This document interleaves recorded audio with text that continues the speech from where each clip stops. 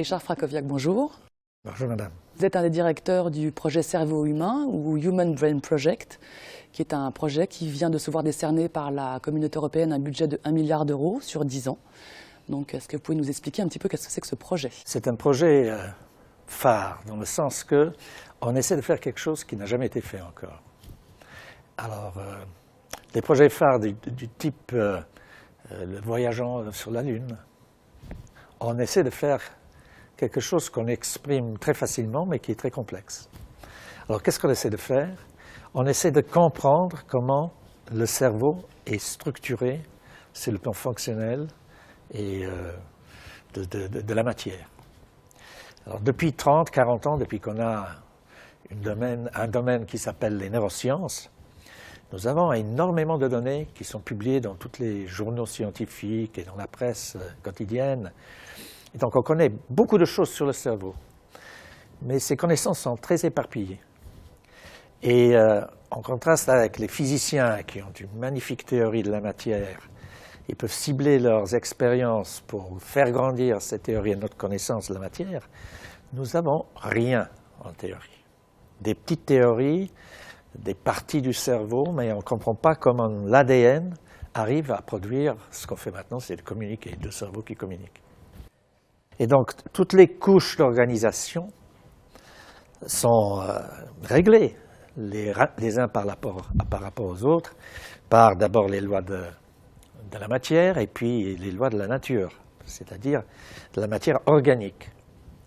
Et donc, à partir de l'ADN, on sait comment on produit les protéines, puis on connaît un petit peu sur la morphologie, sur la structure des petites cellules qui forment le cerveau. On connaît un petit peu sur les réseaux, on sait à peu près où sont les systèmes. Mais autrement, on n'a pas de vraie théorie.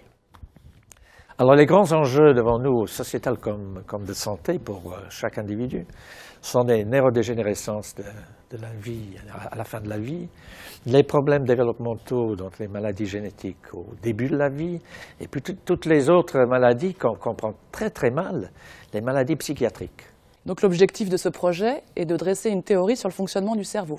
Une théorie qui n'est pas seulement théorique, mais qu'on peut décrire en fonction de la matière organique, c'est-à-dire effectivement de façon très précise, voilà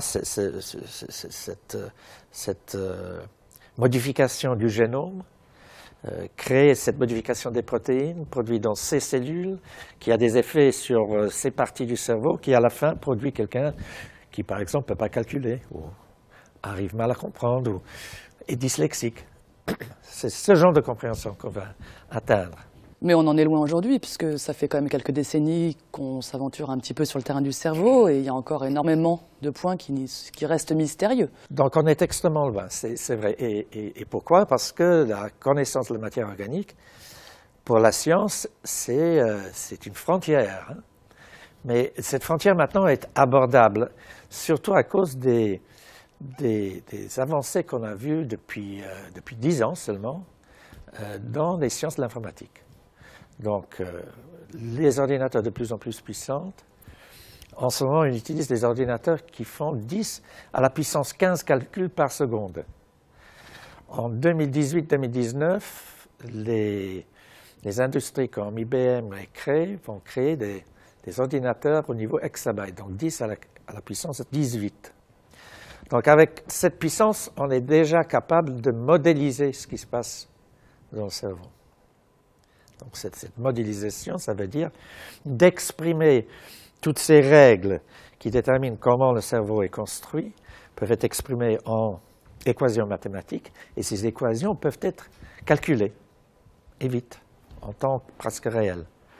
Et donc c'est là où on aura notre théorie. Donc on parle de la simulation du cerveau.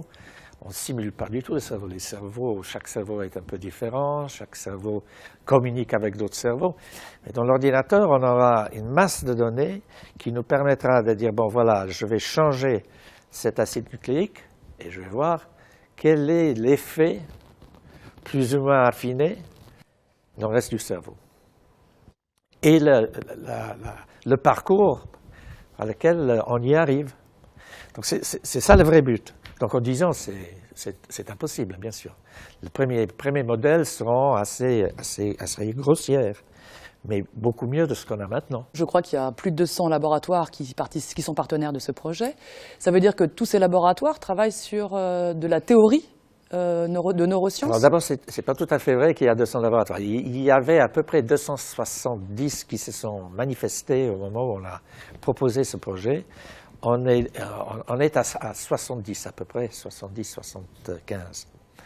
Il y a quand même 260 ou presque 300 investigateurs.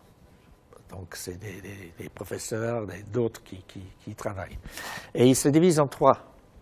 Le volet neurosciences et la simulation, c'est-à-dire la définition de ces règles, et puis la simulation dans l'ordinateur, et puis les calculs qui produisent notre théorie. Il y a des médecins qui ont comme but d'examiner les cerveaux malades, de déterminer est-ce que ce cerveau malade réagit d'une façon que le modèle prédit. S'il s'accorde, c'est très bien. S'il ne s'accorde pas, il y aura une itération. Et les données qui viennent des maladies vont aider à raffiner le modèle normal. Les médecins aussi vont vers la diagnostic personnalisée.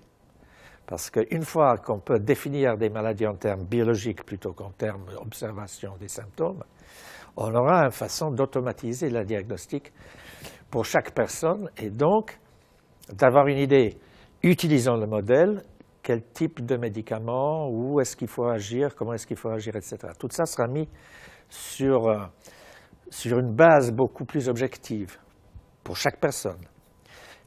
On pourra même peut-être prédire les effets secondaires d'une molécule qui est introduite pour réparer quelque chose. Et puis le troisième volet, c'est les scientifiques qui s'occupent de l'informatique, ce que les Anglais appellent computer science. Et donc eux, ils arrivent maintenant à une situation où il y a un mur énergétique qu'il faut franchir.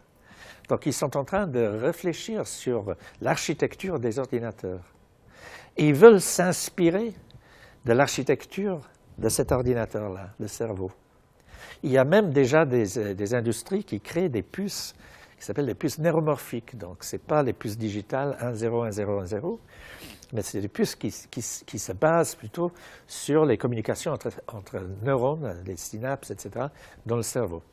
Donc, eux, ils sont dans une situation très intéressante parce qu'ils nous donnent les moyens de créer ce modèle, mais en même temps, ils avancent leur propre science, juste comme de la même façon que les médecins. Et voilà, ça c'est le tout. Donc c'est vaste, c'est très complexe. Et on commence avec une phase de start-up préliminaire, 2 ans et demi, où on a comme but pour créer 6 plateformes qui vont donner la possibilité de faire tout ce travail. Et la deuxième phase, donc les derniers 7 ans et demi, c'est là où tout le monde va travailler sur ces thématiques et faire avancer la science. Le cerveau obéit à un fonctionnement biologique, mais il semble aussi obéir à des facteurs environnementaux ou mettre en œuvre des fonctions cognitives. Comment théoriser cela alors que cela s'exprime différemment chez chacun? Oui, ça s'exprime différemment, mais quand même, l'être humain se différencie du chien, par exemple, de façon catégorique. Oui. Il y a une variabilité chez nous, chacun, mais nous avons tous les mêmes sentiments, grosso modo. Hein? Le langage, les sensations, les 5 sensations, les sentiments et tout ça. Donc, tout au début, ça sera certainement un modèle qui lissera tout ça, mais qui donnera les principes. Hein?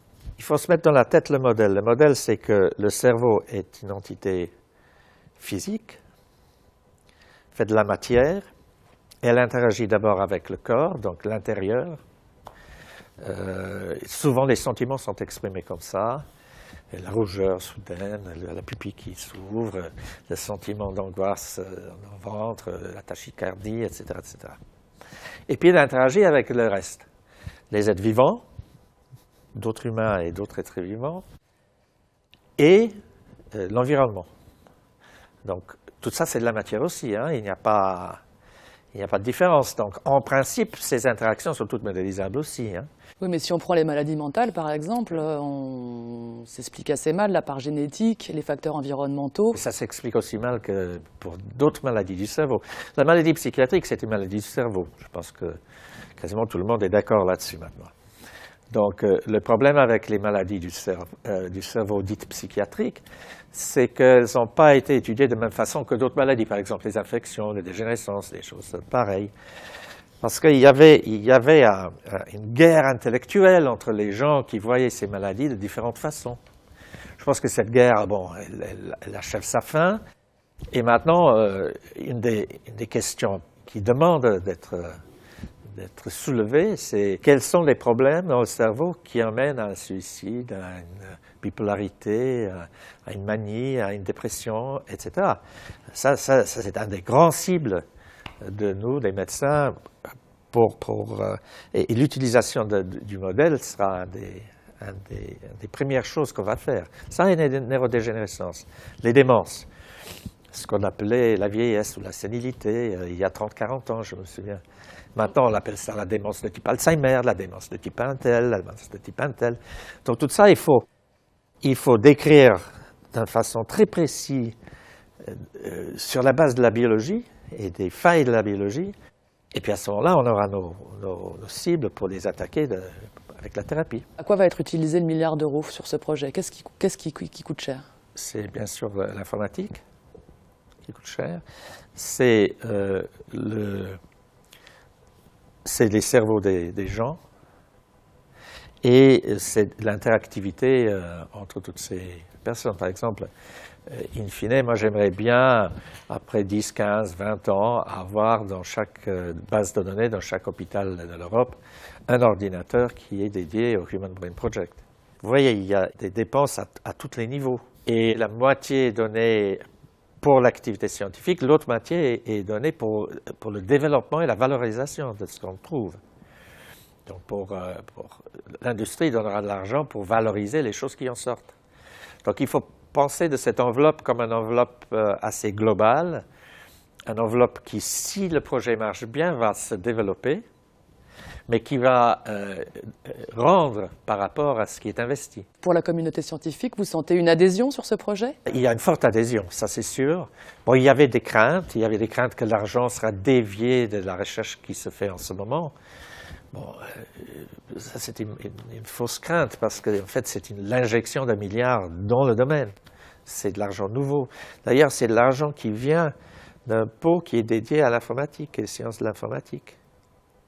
Donc, je pense que de ce point de vue, les craintes ont été montrées d'être pas très intéressantes. Sur le plan scientifique de base, tout ce que je peux vous dire, c'est que quand je donne des conférences sur le sujet, je n'ai jamais dans toute ma carrière eu autant de gens venir après poser des questions. Et l'âge moyen de ces gens, c'est 25 ans. Et donc c'est dans cette génération des 25 ans que vous espérez trouver le Einstein de la théorie du cerveau? Je pense que l'Einstein, il était de son temps. Hein. Maintenant, la science se fait en groupe et en collaboration. Il n'y a plus le génie. Les physiciens nous ont montré ça très bien. Leurs papiers qui sortent, où le dernier auteur est le chef de labo et gagne le prix Nobel, ont normalement entre 100 et 300 auteurs. Donc, c'est qu'en mettant les cerveaux ensemble qu'on arrive à la capacité de résoudre ce genre de problème. Donc, moi, Einstein, c'est un icône, mais ce n'est pas quelqu'un qui représente la science telle qu'elle est faite maintenant. Richard Frakowiak, merci. Merci, madame.